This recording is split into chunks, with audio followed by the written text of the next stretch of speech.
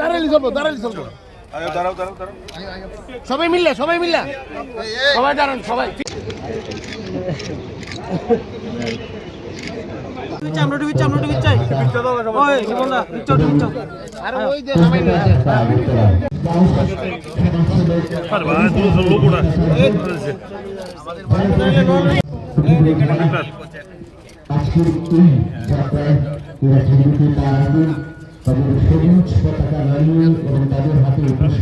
বাংলাদেশের সঙ্গে সম্পর্ক যত মধুর হবে ততই দু দেশের উন্নতি আমরা সাধিত করতে পারব।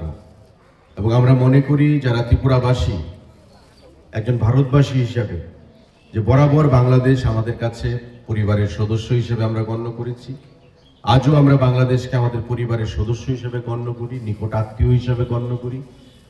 বাংলাদেশে কোনো অশান্তির পরিবেশ হবে এটা আমাদের কাছে যেমন সুখকর নয়, তার থেকেও বেশি বিষয় হলো বাংলাদেশের নিজস্ব উন্নয়নের ক্ষেত্রেও সেটা সুখকর নয়।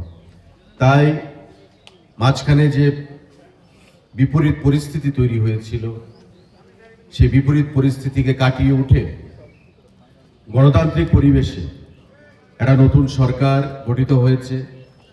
আমরা সেই নতুন সরকারকে, প্রধানমন্ত্রীকে এবং তার নেতৃত্বে যে কমিটি, আমাদের ক্যাবিনেট মন্ত্রিসভা গঠিত হয়েছে, তাদেরকে হার্দিক অভিনন্দন জানাচ্ছি এবং আশা রাখবো এই নতুন সরকার তাদের দেশের উন্নয়নের সঙ্গে সঙ্গে ভারত বাংলার যে মৈত্রী, ভারত বাংলার যে সুসম্পর্ক, যেটা আজ থেকে 1 বছর আগেও বিদ্যমান ছিল, সেটাকে ত্বরান্বিত করবে এবং দুদেশের উন্নয়নকে আরো ত্বরান্বিত করবে, অগ্রগতির পথের দিশা দেখাবে। আমরা রাজ্যের জনগণ হিসাবে বিগত দিনে ভারত বাংলার বা ত্রিপুরা রাজ্যের সঙ্গে বাংলাদেশের যে সম্পর্ক, সেটা ত্রিপুরার প্রত্যেকেই আমরা জানি।